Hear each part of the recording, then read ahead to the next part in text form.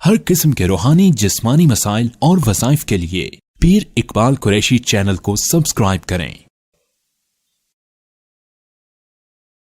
नहमदुहु व नुसल्ली व नुसल्लिमु अला रसूलिहिल करीम अम्मा बाद फ़अऊज़ु बिल्लाहि मिनश शैतानिर रजीम बिस्मिल्लाहिर रहमानिर रहीम।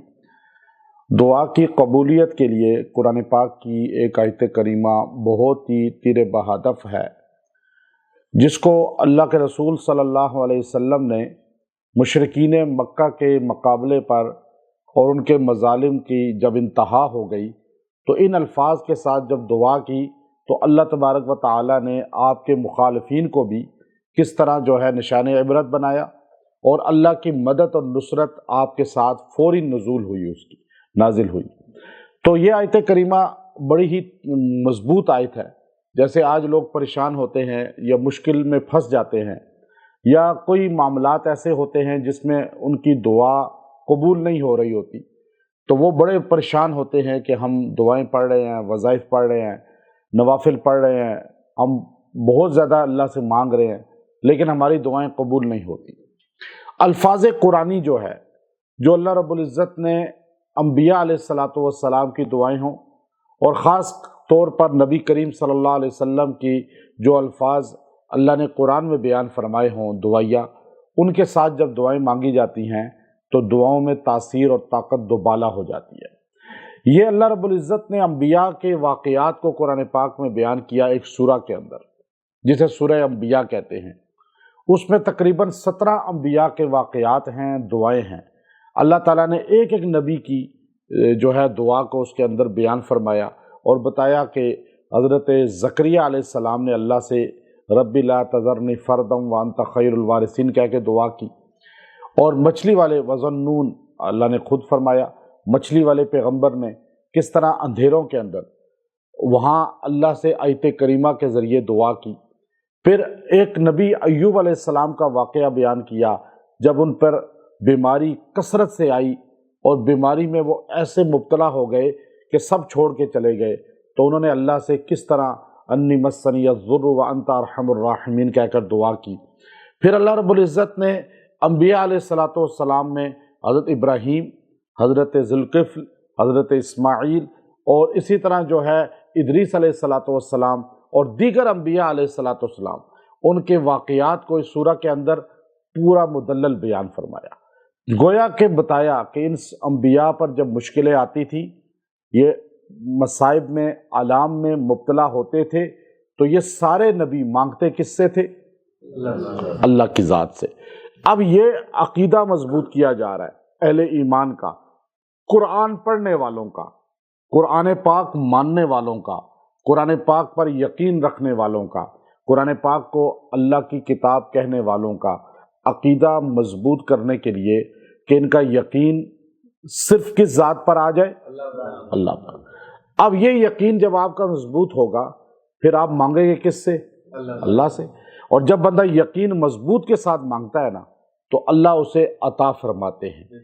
जब कमज़ोर यकीन के साथ मांगता है तो अल्लाह नहीं अता करता। अब देखिए ना, एक बंदा, मैं तो चूँकि जाता हूँ हर जगह देखता हूँ, अब मूर्ति के सामने हज़ारों लाखों लोग सजदा रेज होते हैं और दरख्तों के आगे सजदा रेज है, पत्थरों के आगे सजदा रेज है, कब्रों के आगे सजदा रेज हैं, और वहाँ वो रो रो के मांग रहे हैं।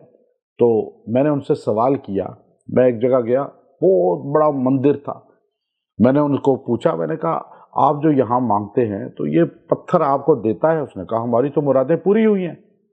अब आप मुझे बताएं कि उनकी मुरादें पूरी हुई हैं तो हम भी जाके उधर सजदा शुरू कर दें? हमारा यकीन इतना मजबूत अल्लाह पर हो कि सारी दुनिया की मुराद सजदा कब्र को करके या पत्थर को करके पूरी हो जाए, हम फिर भी सजदा नहीं करेंगे। लेकिन यहाँ तो मर्द औरतें एकदम गुमराह हो जाते हैं। अभी आपका बच्चा बीमार है तो आपको कोई बताए जी फलां जगह हमने जाकर यूँ 7 चक्कर लगाए थे तो हमारा बच्चा ठीक हो गया था, तो मर्द औरत चले जाते हैं। अब वहाँ जाके कब्र को 7 चक्कर लगा रहे हैं। भाई, काबे के अलावा दुनिया में किसी जगह तवाफ जायज़ है? तवाफ सिर्फ काबे का होता है, काबे के अलावा किसी जगह जायज़ नहीं है। किसी शजर हजर कब्र को, किसी जिंदा मुर्दा को सजदा करना जायज़ नहीं है। अब देखिए ना, लेकिन यहाँ हो रहे हैं नहीं हो रहे गुमराह? اب آپ یہاں میرے پاس آئے ہیں، میرا فرض ہے کہ آپ کو قرآن بتانا۔ اب آپ کو یقین یہاں پہ لوگوں کا یقین بابوں پر، درگاہوں پر اور عملوں پر اور جو ہے پھونکے مارنے والوں پر مضبوط ہوا ہے، اور جی بس پھونک مارے کہ بیڑا پار، یہ اپنا سانس نہیں روک سکتا، اگر اللہ اس کی روح قبض کر لے تو وہ آپ کو کیسے بیڑا پار کر سکتا ہے؟ آپ کا یقین اللہ پر مضبوط ہو تو پھر اللہ آپ کی مدد فرمائے گا، اور ہر بندے کا کام یہ ہے کہ وہ آنے والوں کا یقین اللہ پہ مضبوط کرے، نہ کہ اپنے پر۔ یہاں مخلوق خدا بن کے اپنا عقیدہ لوگوں کا خراب کرتے ہیں۔ تو اب آپ کو کوئی بتاتا ہے جی فلاں جگہ ہم نے سنا ہے وہاں جانے والے کا اولاد ہو جاتی ہے، اور وہاں پہ جا کے جو ہے نا بس 7 چکر لگانے پڑتے ہیں، دیا جلانا پڑتا ہے، وہاں پہ جا کے پتھر جو ہے اس کو اٹھا کر یوں ماتھے پہ ملنا پڑتا ہے، چادر چڑھانی پڑتی ہے۔ تو آپ کہتے ہیں جی کیا بات ہے، چلے چلتے ہیں، وہ بھی تو مسلمان تھے نا، وہ قبر کے اندر، بے شک وہ قبر کے اندر مسلمان تھے، لیکن آپ نے جو کام کیا وہ شرک والا کر دیا۔ اب آپ کا یقین کمزور ہے اللہ پہ، اب آپ کو ادھر سے مل جائے گا، جیسے ان کو بتوں کے آگے سجدہ کر کے مل گیا۔ اب آپ جو وہاں پہ، کیونکہ اللہ تعالیٰ کہتے ہیں حدیث قدسی میں تمہارے گمان کے مطابق فیصلہ کرتا ہوں، تم جیسا گمان کرتے ہو۔ اب دیکھیے کہ بندہ گمان کرتا ہے جی میرا کام نہیں ہوگا، نہیں ہوگا۔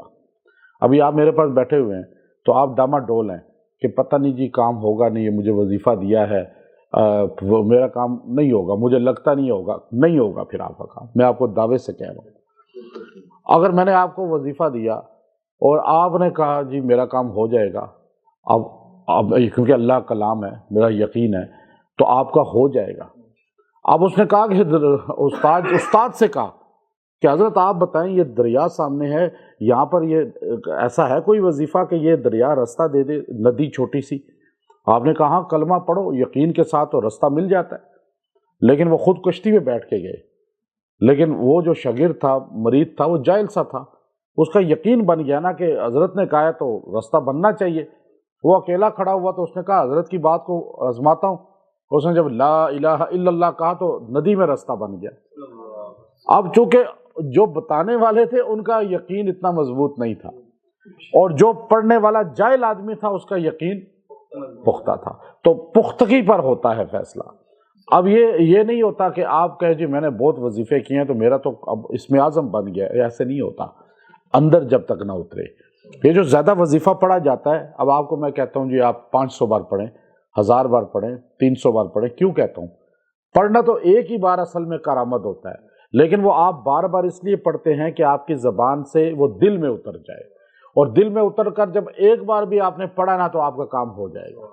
اصل بات دل میں اتار۔ اب صحابہ کو یہ محنت نہیں کرنی پڑتی تھی، آپ صحابہ کی زندگی اٹھا لیں، وہ 500 1000 کا وظیفہ نہیں پڑھتے تھے، 1.25 لاکھ کا ختم کبھی نہیں کیا انہوں نے، یوں بیٹھ کے قرآن پاک کا ختم کبھی نہیں کیا جیسے آپ کرتے ہیں، کیونکہ ان کو ضرورت ہی نہیں تھی۔ انہوں نے ایک بار سرکار مدینہ صلی اللہ علیہ وسلم کو دیکھ لیا، ان کا ایمان اتنا مضبوط ہو گیا کہ جب شرحبیل ابن حسنہ اردن میں قلعہ فتح نہیں ہو رہا تھا، انہوں نے کہا بس رک جاؤ، یہ تلواریں پیچھے کر لو، اب میں گراؤں گا اس قلعے کو۔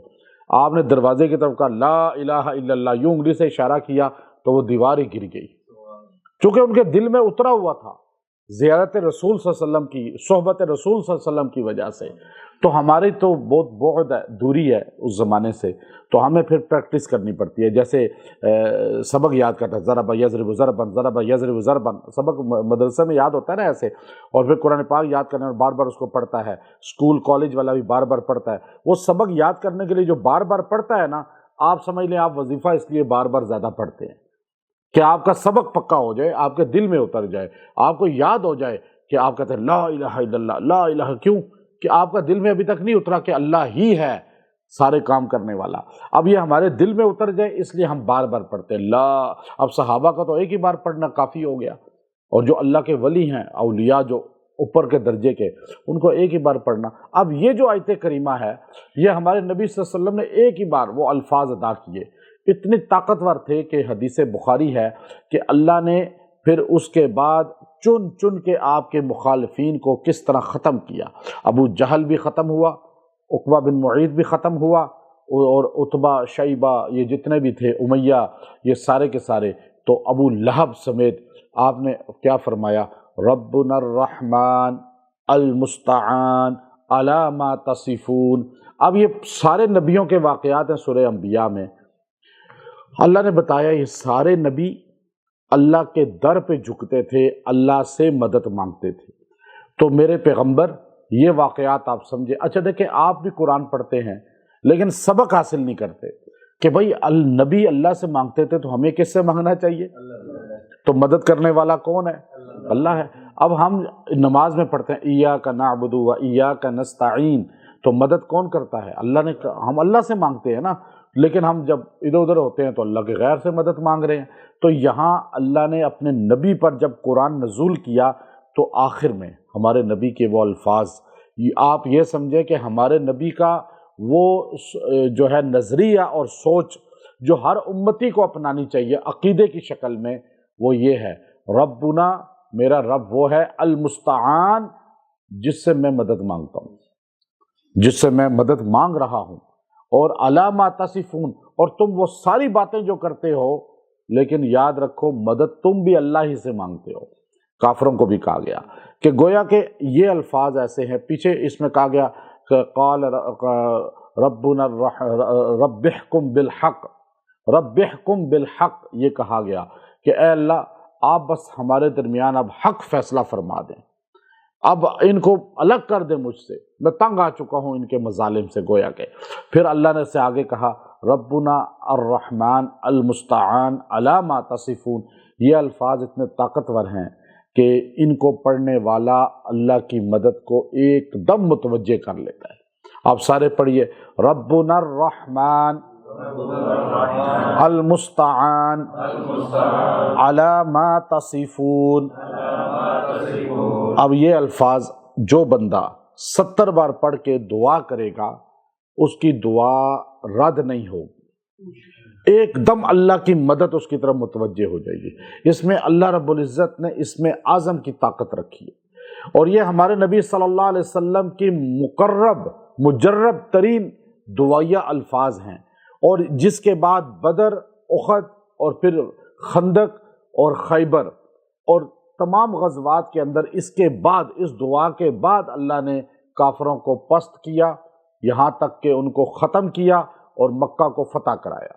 तो अब ये अल्फाज पढ़ने वाला अगर वो पस्त हो चुका है, दब चुका है और मसाइब में, मुसीबतों में घिर चुका है, तो इसको अपना वजीफ़ा बना ले, ज़्यादा से ज़्यादा पढ़े।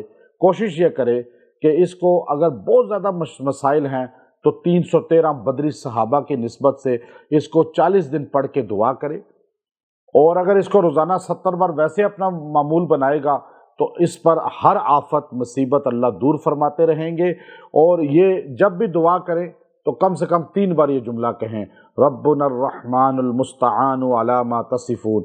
उसके बाद आप दुआ कर लें, या हाथ नीचे करके बेशक इसको पढ़ के 3 बार फिर हाथ उठा के दुआ करें, इंशाअल्लाह आपकी दुआएं रद्द नहीं होंगी। और ये अल्फाज तासीर में जो है एक बहुत बड़ी ताकत रखते हैं, और बड़े बड़े अल्लाह के औलिया इन अल्फाज के साथ दुआ पढ़ते रहे और दुआएं मांगते रहे। इसका रिज़ल्ट जो होता है दुआ का, वो अल्लाह फ़ौरन सामने अपने दिखाते हैं।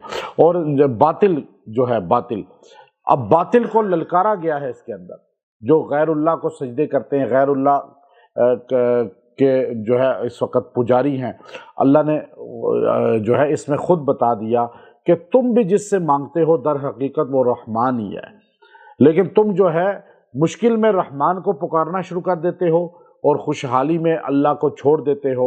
लेकिन इंसान असल वो है जो हर लम्हे अल्लाह ही को पुकारे, अल्लाह ही से मांगे। व आखिर दावाना अनिल हम्दुलिल्लाहि रब्बिल आलमीन।